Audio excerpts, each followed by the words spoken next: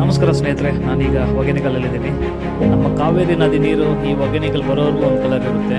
ಈ ಹೊಗೆನಿಕಲ್ ಬಂದಮೇಲೆ ಒಂದು ಕಲರ್ ಚೇಂಜ್ ಆಗುತ್ತೆ. ಯಾಕೆ ಗೊತ್ತಾ, ಇಲ್ಲೆಲ್ಲ ಬಂದು ಆಯಿಲ್ ಮಸಾಜ್ ಮಾಡಿಕೊಂಡು ಆಯಿಲೆಲ್ಲ ನೀರು ಮಿಕ್ಸ್ ಆಗಿ ಎಲ್ಲ ಕಲರ್ ಚೇಂಜ್ ಆಗುತ್ತೆ.